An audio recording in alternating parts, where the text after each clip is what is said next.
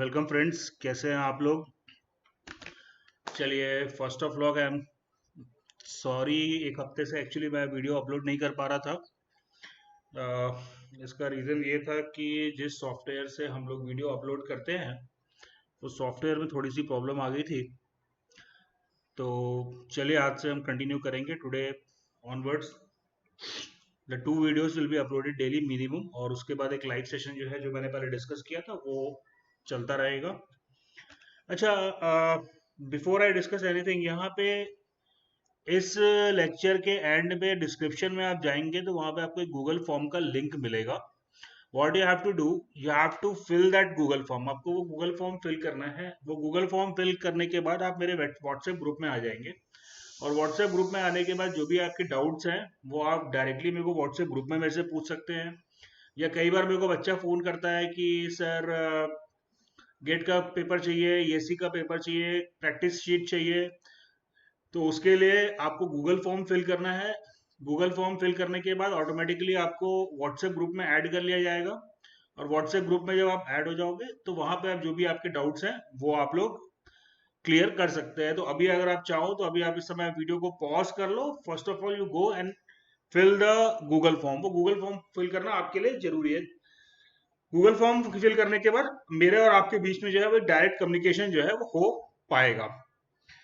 चलिए, तो today we will discuss the surface tension, पर बिफोर दैट, उससे पहले हम देख लेते हैं कि लास्ट क्लास से रिलेटेड क्या कोई डाउट है। अंकित कुमार लिख रहे हैं, it was really helpful, you just clear all my doubts, thank you Ankit. Kanchan Kumari says that excellent work sir, thank you for helping us, thank you Kanchan. Tarendra Kumar, excellent work sir, thank you for helping us, thank you Tarendra.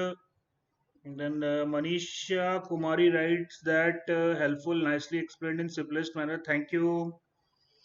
Kilendra Kumar, awesome sir. Sir, very nice explanation in such short time. Thank you. Thank you, Kilendra. Nilesh, Newtonian fluid, water, dilatant sand in water. Very good, very good. हाँ, मैंने आपसे आप लोगों से example पूछा था last class में कि Newtonian fluid, dilatant fluid, pseudoplastic का क्या एग्जांपल है। तो वेरी गुड। इसके लिए मैंने आपको कहा था कि आप नेट सर्च करिएगा। न्यूटेनियन फ्लूइड आपने वाटर दिया है, हाँ, approximately it is a Newtonian fluid. Dilatant का आपने एग्जांपल दिया है sand and water, again it is correct. Gautam Kumar ने लिखा है सूडो प्लास्टिक, और इसका एग्जांपल दिया है nail polish. Nail polish and pseudo plastic. Nail polish, I have to check it. I cannot confirm it right now, but I have to confirm it कि nail polish pseudoplastic है या नहीं। इसको मैं चेक करके बता दूंगा, नेक्स्ट क्लास में मैं इसको कंफर्म कर दूंगा। आई एम नॉट श्योर कि नेल पॉलिश pseudoplastic में आता है या नहीं। Ideal fluid kerosene, ideal fluid kerosene, चलिए ठीक है, काफी हद तक सही है। डायलेटेंट क्विक सेंड करेक्ट है, न्यूटेनियन एल्कोहल करेक्ट है, pseudoplastic blood and milk, it is also correct. Rheopectic printer ink, that is correct. Gate mentor is now online, very good, Deepak Tripathi. So thank you Deepak Tripathi. So these were the comments. तो जो भी class से related जो है वो आप लोग comment करके मेरे को बता सकते हैं। और सेकंड पॉइंट कि ये गूगल फॉर्म जो लिंक में दिया हुआ है उसको आप फिल कर लीजिएगा, तो डायरेक्ट हमारे बीच में कम्युनिकेशन हो सकता है। आप डायरेक्ट व्हाट्सएप थ्रू मेरे से आप क्वेश्चन पूछ सकते हैं। आपको गेट या यूजफुल नोट चाहिए तो वो भी आपको वहां पे मिल जाएगा। चलिए, so now we will discuss the today's topic, that is the surface tension.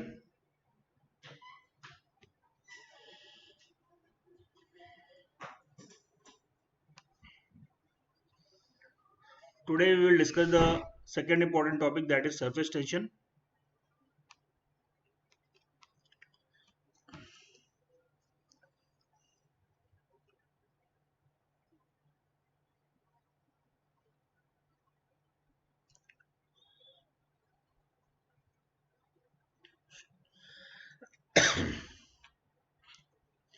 We will go to the definition of surface tension later on.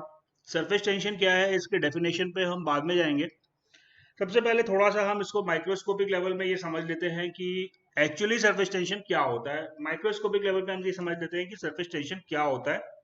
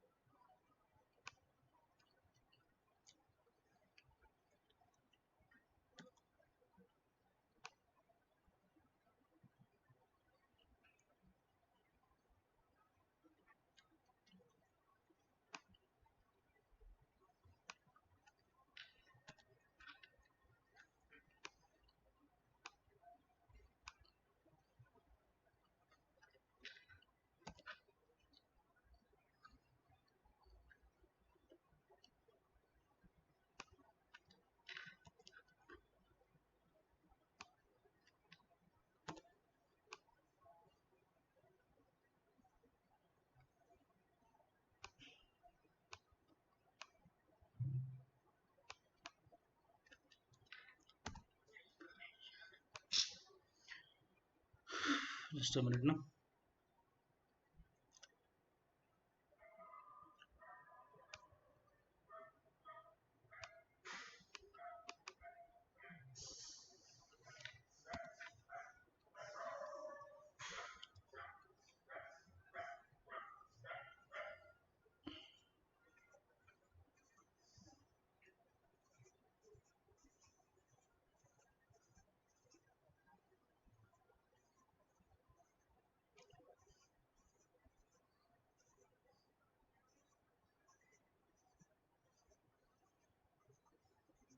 चलिए सरफेस टेंशन को बड़ा आसानी से समझ लेते हैं।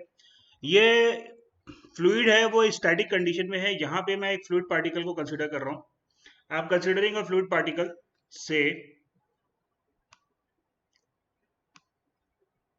1।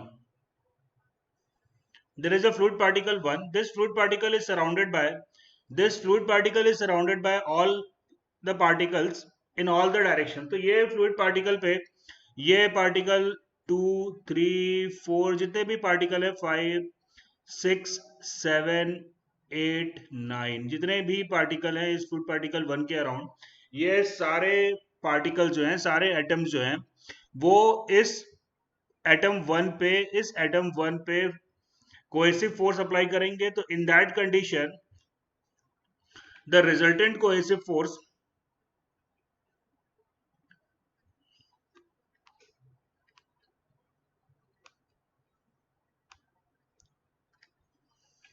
रिजल्टेंट कोहेसिव फोर्स और the resultant force on particle 1, अगर मैं पार्टिकल 1 की बात करता हूं तो इस पे सारे डायरेक्शन पे फोर्स लग रहा है। तो इसका मतलब जो होगा resultant force on this particle is equal to 0। Force is equal to 0। So if a particle or if a particle lies inside the fluid,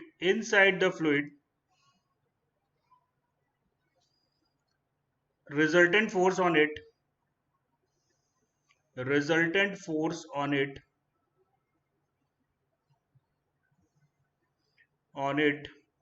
would be zero. Resultant force on it would be zero. एकदम clear है। अगर आप इस particle one को देखो तो ये particle जो है वो सभी साइड से पार्टिकल से सराउंडेड है, तो ये पार्टिकल वन पे कोई रिजल्टेंट फोर्स नहीं एक्ट करेगा। लेकिन अब मैं दूसरा पार्टिकल ले लेता हूं।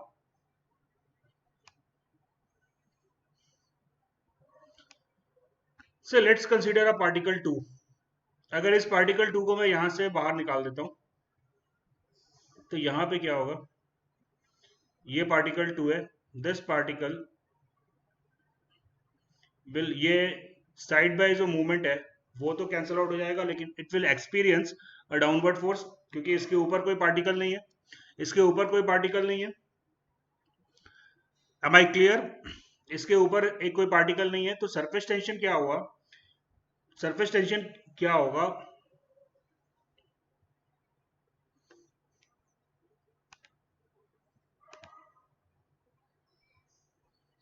Surface tension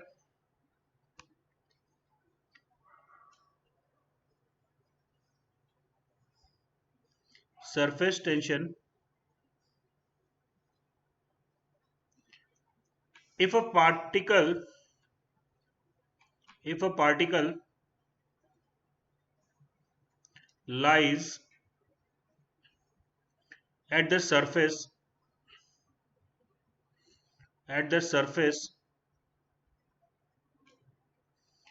of the fluid,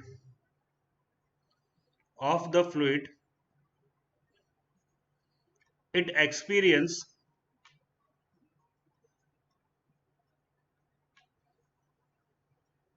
a downward,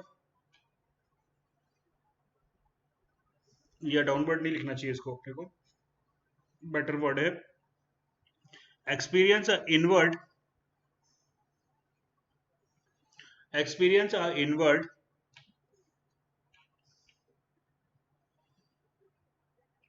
force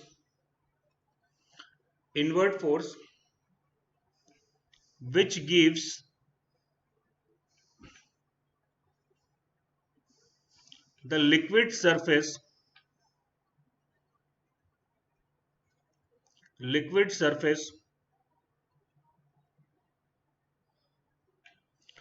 rigidity like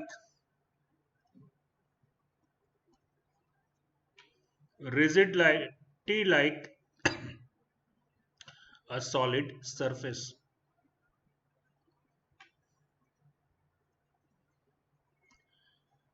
Or what is the reason of the surface tension? The reason of the surface tension is the cohesive force. The reason of the surface tension is the cohesive force. Cohesive force के कारण जो fluid particle upper surface पे है, वो एक downward force को experience करता है। It experiences a downward force, और ये जो सरफेस पे फ्लूइड पार्टिकल जो डाउनवर्ड फोर्स एक्सपीरियंस कर रहा है, इसको ही हम कहते हैं फोर्स ऑफ सरफेस टेंशन। और दोस्तों जो मुद्दे की बात है, जो एज ए मैकेनिकल इंजीनियर या मेरे लिए काम की है, वो ये है कि ये सरफेस टेंशन जो है वो लिक्विड के सरफेस को एक रिजिडिटी प्रोवाइड करती है, चलिए let's see with an example, we will consider how it provides the rigidity. क्या क्या एग्जांपल है वो भी अपन देखते हैं। चलिए अभी अपन सरफेस टेंशन का डेफिनेशन मैकेनिकल टर्म में लिख लेते हैं। सरफेस टेंशन का डेफिनेशन हम टर्म्स ऑफ मैकेनिकल लिख लेते हैं। तो surface tension is defined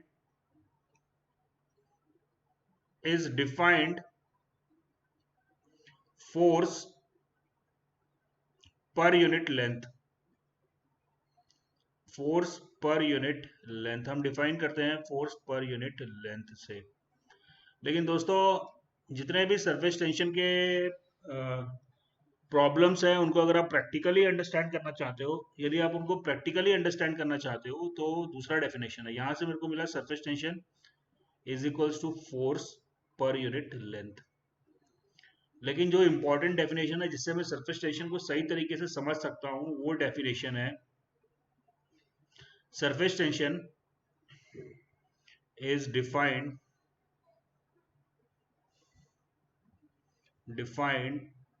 as the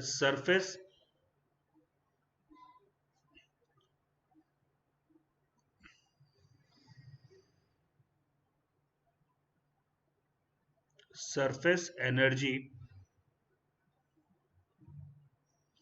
ये सरफेस एनर्जी पर यूनिट। दोस्तों ये डेफिनेशन बहुत इंपॉर्टेंट है जिससे मैं सरफेस टेंशन के सारे एग्जांपल को आसानी से समझ सकता हूं। Is defined as the surface energy per unit surface area, per unit surface area. We define the surface tension as energy per unit area. Now let's find out its dimension. यहाँ से अपन निकाल सकते हैं फोर्स यानी कि Newton divided by length यानी कि metre. तो ऐसा यूनिट क्या है सरफेस टेंशन का? Newton metre. और यहाँ से अगर अपन देखें तो सरफेस टेंशन का यूनिट क्या मिलेगा? एनर्जी का यूनिट क्या होता है? जूल यानी कि newton metre, and area is equal to metre square, so the unit is newton per metre. दोस्तों ये सेकंड, नॉर्मली हम लोग जब बुक में पढ़ते हैं ना तो पहला डेफिनेशन हमको मिलता है फोर्स पर यूनिट लेंथ, पर ये इस डेफिनेशन से मैं सरफेस टेंशन को प्रॉपरली नहीं समझ पाता। सेकंड डेफिनेशन अगर मैं समझ लेता हूं, it is defined as the surface energy per unit surface area. इस डेफिनेशन से मैं सरफेस टेंशन के सारे एग्जाम्पल को बड़ी आसानी से समझ सकता हूं। चलिए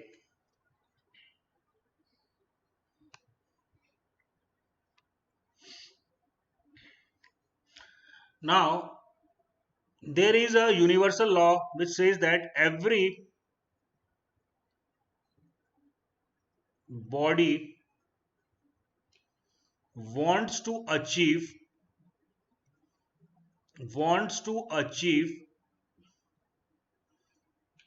the state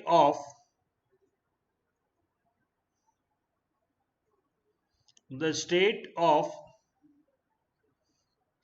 minimum energy.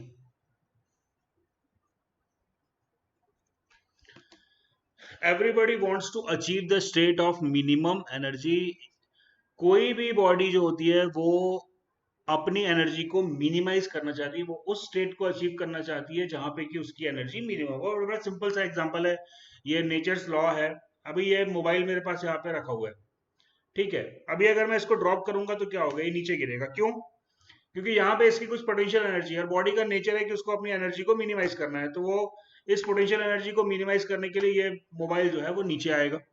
अगर मान लो मैं इस मोबाइल को विथ सर्टेन वेलोसिटी फेंकता हूँ, फेंकूंगा नहीं लेकिन एज्यूम कर लो कि मान लो मैं एक वेलोसिटी से इसको फेंकता हूं, तो क्या होगा? अगर इसको मैं जब फेंकूंगा तो इसमें काइनेटिक एनर्जी होगी और बॉडी क्या करेगी? Body will tends to achieve the condition of minimum energy. तो ये अपनी वेलोसिटी को v से जीरो की तरफ ले जाना चाहेगी, तो दोस्तों ये दो चीजें जो हम पढ़ते हैं उससे हम सरफेस टेंशन के सारे एग्जांपल समझ सकते हैं। पहले अपन क्या बोले? Surface tension is defined as the surface energy per unit area, correct है, पर यूनिट सरफेस एरिया। और दूसरा, हर बॉडी मिनिमम एनर्जी की कंडीशन में रहना चाहता है, तो यहां से अपन देखते हैं कि कोई बॉडी है उसकी एनर्जी सरफेस टेंशन के कारण क्या होगी? E surface tension multiplied by the surface area.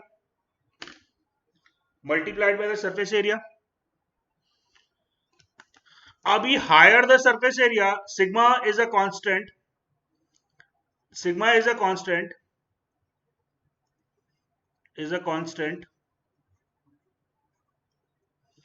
For a given fluid. एक फ्लूइड के लिए सिग्मा जो है वो कांस्टेंट है, तो sigma is constant for a given fluid. तो अब क्या होगा? As soon as you increase the surface area, जैसे आप सरफेस एरिया को बढ़ाओगे, फ्लूइड की सरफेस एनर्जी जो है वो बढ़ेगी। फ्लूइड की सरफेस एनर्जी जो है वो बढ़ेगी। और लॉ क्या बोलता है, everybody wants to achieve the state of the minimum energy. So surface tension causes to decrease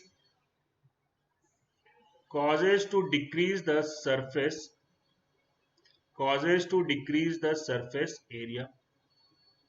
ये सरफेस टेंशन है जो सरफेस एरिया को डिक्रीज करने की कोशिश करता है। Causes the decrease the surface area, it causes to decrease the surface area. दोस्तों अगर ये दो चीजें आपने समझ ली है तो सरफेस टेंशन के सारे एग्जाम्पल, प्रैक्टिकल एग्जाम्पल जो भी हैं उनको आप बड़ी आसानी से समझ सकते हो। जैसे बचपन में पहला एग्जाम्पल अपन देखते हैं, ये आपने सुना होगा और याद भी किया होगा। Liquid droplet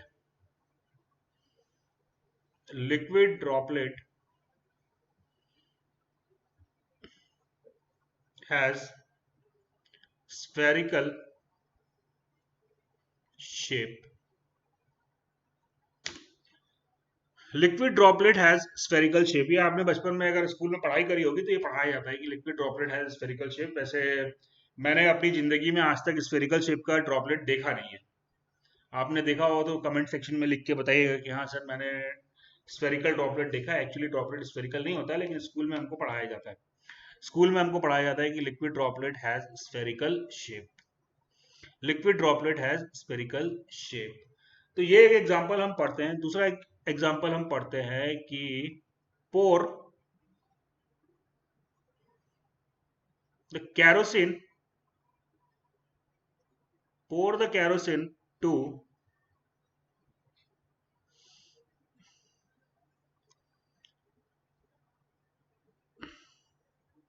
still water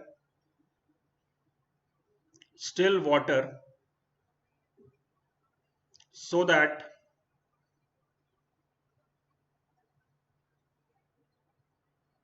mosquito spread can be controlled।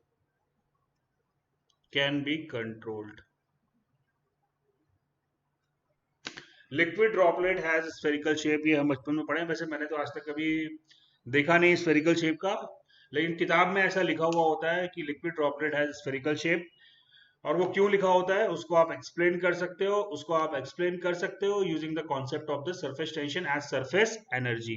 Surface tension and the surface energy. Second question है कि हमको क्या कहता है कि यार अगर बरसात का टाइम है तो जहां पानी पड़ा हुआ है तो वहां पे आप केरोसिन डाल दो ताकि मॉस्किटो का जो एग है वो डूब जाए, मॉस्किटो डूब जाए और उसका स्प्रेड जो है वो कंट्रोल हो जाए। तीसरा एक क्वेश्चन जो कि बुक में नहीं लिखा होता लेकिन आपने ऑब्जर्व किया होगा,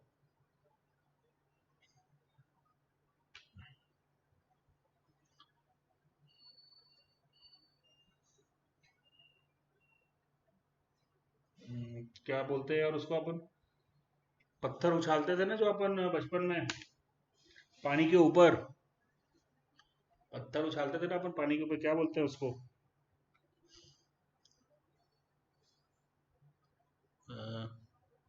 बाउंसिंग, चलो अपन हिंदी में लिख लेते हैं, bouncing the stone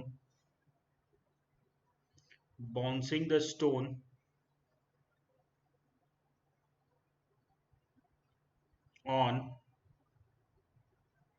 the water surface. तो ये सारे प्रैक्टिकल एग्जांपल्स हैं जो हम सरफेस टेंशन के देखते हैं। और इन सारे एग्जांपल्स को एक्सप्लेन करने के लिए सिर्फ अपने को दो चीज याद रखनी है कि surface tension is defined as energy per unit surface area. जितना सरफेस एरिया ज्यादा होगा उतना एनर्जी बढ़ेगा। और दूसरा स्टेटमेंट क्या बोलता है, everybody wants to achieve the state of minimum energy.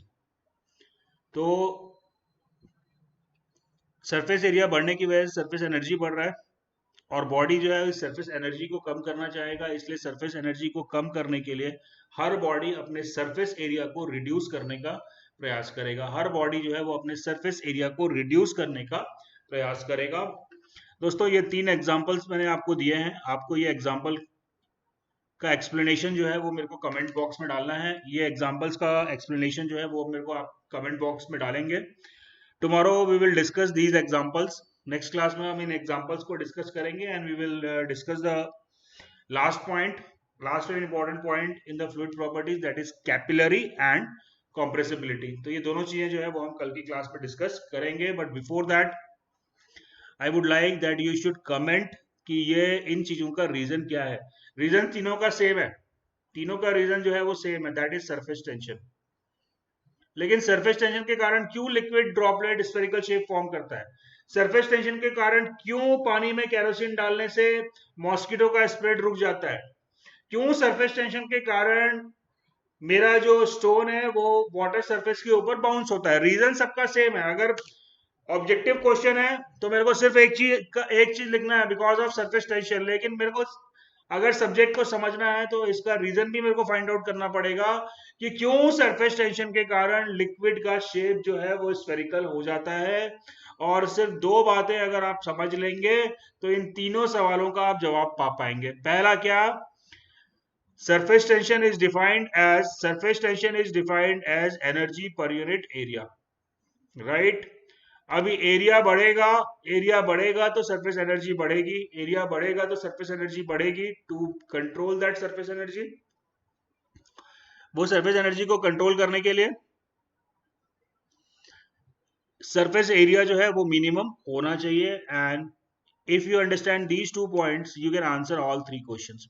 All 3 question. एक चौथा पॉइंट भी इंपॉर्टेंट पॉइंट है, मैं यहाँ पे लिख देता हूँ, मैं उसको कल डिस्कस कर लूंगा। सरफेस टेंशन, वैसे मैंने लिखा है, फिर से मैं इसको यहाँ पे भी लिख लेता हूँ। सरफेस टेंशन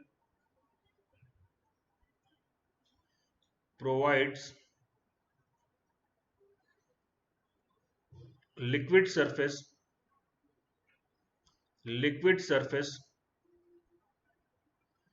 a rigidity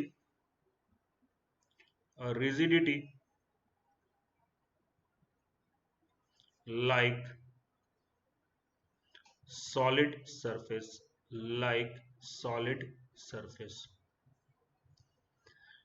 तो ये 4-5 एग्जाम्पल हैं सरफेस टेंशन के। आंसर आपको मालूम है इन चारों का, ये क्यों होता है? Because of the surface tension. लेकिन सरफेस टेंशन के कारण लिक्विड ड्रॉपलेट स्फेरिकल क्यों हो जाता है? सरफेस टेंशन के कारण पत्थर पानी पे क्यों उछलता है? इन सवालों के आपको मेरे को जवाब देने हैं, तो उसको आप कमेंट सेक्शन में डालिएगा, इसको आप कमेंट सेक्शन में डालिएगा दोस्तों। और क्या, हाँ, tomorrow's class we will discuss these examples. इन सारे एग्जाम्पल को हम डिस्कस भी करेंगे। And in tomorrow's class we will discuss capillary effect and compressibility.